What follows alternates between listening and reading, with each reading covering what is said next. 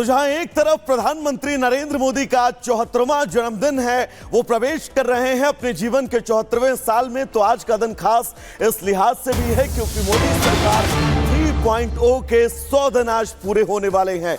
इन 100 दिनों का एजेंडा क्या रहा, क्योंकि चुनावों से पहले राष्ट्रीय कार्यकारिणी की बैठक में भी इन 100 दिनों का टारगेट जो है वो सेट किया गया था कि अगली सरकार के 100 दिन कितने खास होंगे।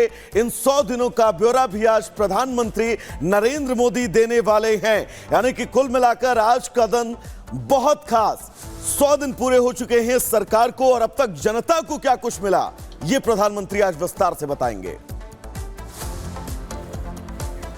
और इधर यूएस से बड़ी खबर सामने आ रही है, जहां बीएपीएस स्वामीनारायण मंदिर में तोड़फोड़ की खबर सामने आई है। मंदिर के बाहर आपत्तिजनक शब्द लिखे गए, सड़क और प्रतीक चिन्हों पर आपत्तिजनक शब्द लिखे गए। भारत ने अमेरिका के सामने नाराजगी जताई है और स्वामीनारायण मंदिर के बाहर इस तरह के अब शब्द लिखे गए। आपको बताते चले कि सड़क हो या प्रतीक चिन्ह, यहां पर आपत्तिजनक शब्द लिखे गए हैं, जिसके बाद भारत ने अमेरिका के सामने नाराजगी जताई है। तो हिंदू अमेरिकन फाउंडेशन ने एक्स पर पोस्ट करके इस बारे में जानकारी दी है और कहा है कि न्याय विभाग और गृह सुरक्षा विभाग को इस घटना की जांच करनी चाहिए।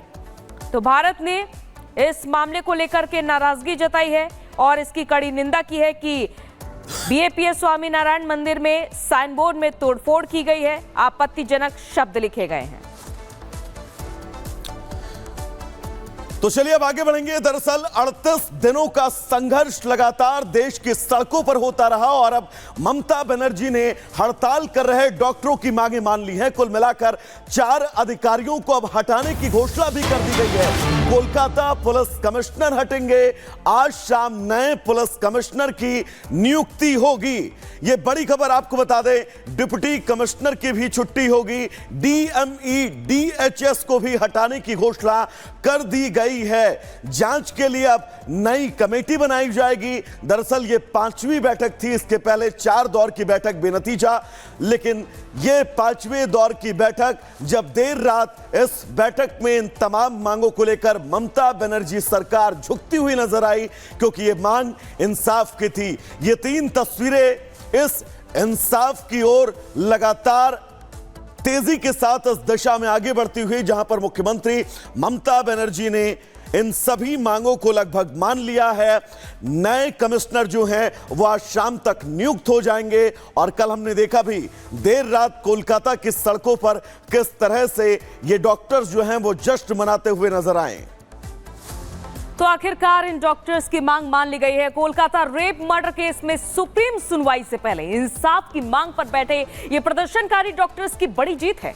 ममता और डॉक्टर के बीच हुई ये मीटिंग, जिसमें कि दीदी और डॉक्टर्स के बीच कई मामलों पर सहमति बनी। आपको बताते चले कि ममता ने पुलिस कमिश्नर को हटाने की बात मान ली है, तो वहीं हेल्थ डिपार्टमेंट में भी कई अधिकारियों पर गाज गिरी है। इसके अलावा बैठक के बाद डॉक्टर्स की तरफ से 42 लोगों ने सहमति पत्र पर हस्ताक्षर भी किए हैं। तो वहीं सरकार की ओर से मुख्य सचिव ने भी साइन किया है। और बैठक में और किन किन मांगों पर सहमति बनी, इसके लिए पूरी खबर देखिए।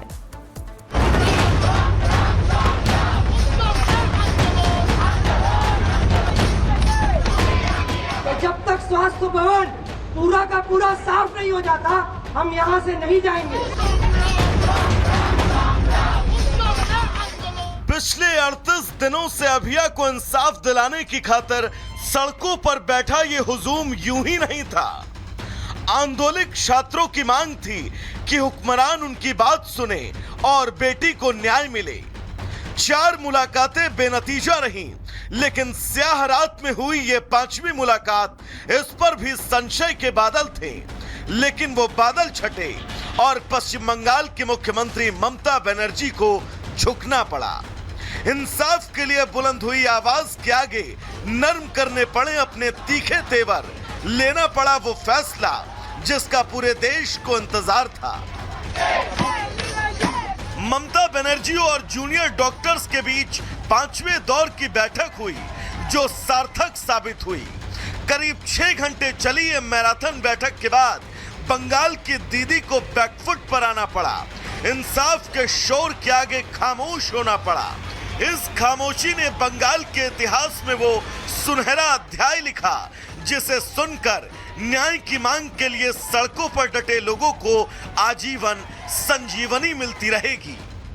आखिरकार ममता और डॉक्टरों के बीच का 38 दिन लंबा गतिरोध टूटा और दीदी ने 4 अफसरों को हटाने का ऐलान कर दिया, जिसमें पुलिस कमिश्नर विनीत गोयल, साथ ही उत्तरी कोलकाता के deputy commissioner, director of medical education, health service के डायरेक्टर को भी हटा दिया गया।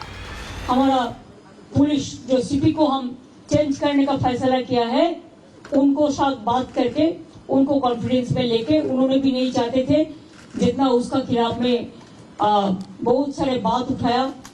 उन्होंने भी कहा कि हमारा भी परिवार है, हमारा परिवार को अच्छा नहीं लगता, इसी के लिए हम भी छोड़ने चाहते हैं। उन्होंने खुद और डॉक्टर लोग जब मिलने गया था तब उन्होंने बताया। तो अभी हम चीफ सेक्रेटरी को बोला है कि प्रिंसिपल सेक्रेटरी को लेकर बात करके इसको अभी आप लोग देखभाल कीजिए, जब प्रोसेस हो जाएगा तब हम देखेंगे।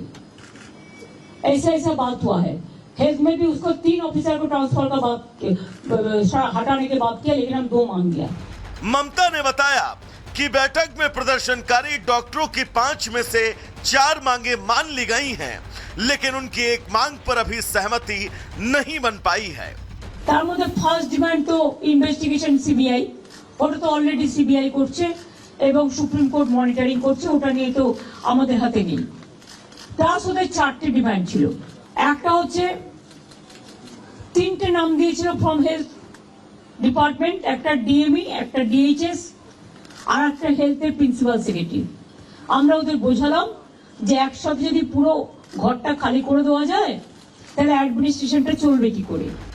ममता का कहना है कि वो जूनियर डॉक्टर्स की पूरी बात मान गई हैं, लिहाजा वो काम पर लौटे, लेकिन डॉक्टर अभी भी सारी मांगे पूरी न होने तक प्रदर्शन की बात कह रहे हैं। मानना पड़ा कि कमिश्नर ऑफ पुलिस कहीं ना कहीं जस्टिस में रुकावट, कहीं ना कहीं इस प्रक्रिया में उन्होंने रुकावट डाली है और उनका रेजिग्नेशन, उन्हें निकालना एक्सेप्ट किया गया है। हम ये आंदोलन और भी आगे कंटिन्यू करेंगे, क्योंकि हमारा जो डिमांड हमने दिया था उसमें डीएमई डीएचएस तो माना गया, लेकिन प्रिंसिपल ऑफ हेल्थ सेक्रेटरी का डिमांड अभी तक ये कहा गया है कि ये डिस्कशन के बाद, सोचने के बाद इस पर फैसला किया जाएगा। हम यहाँ पर बता देना चाहते हैं West Bengal junior doctor front की तरफ से कि जब तक स्वास्थ्य भवन पूरा का पूरा साफ नहीं हो जाता, हम यहाँ से नहीं जाएंगे। एक तरफ ममता खुश है कि उन्होंने डॉक्टर्स की मांगों को मान लिया, लेकिन दूसरी तरफ बीजेपी ममता पर वादों से मुकरने की बात कह रही है और उनके इस्तीफे की मांग चल रही है। बंगाल की जनता इस मुख्यमंत्री के ऊपर पूरा विश्वास खो चुकी है।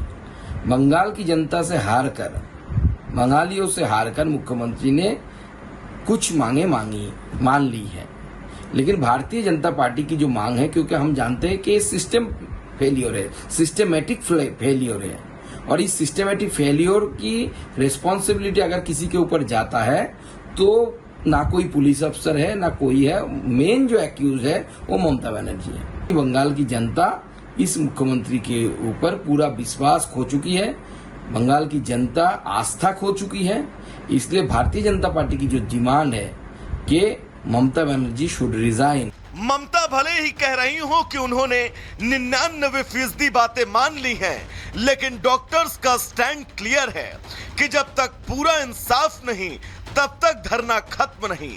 अब देखना होगा जो एक मांग बची है उसे भी ममता मानती हैं या इंसाफ की ये जंग अभी सड़कों पर और लड़ी जाएगी।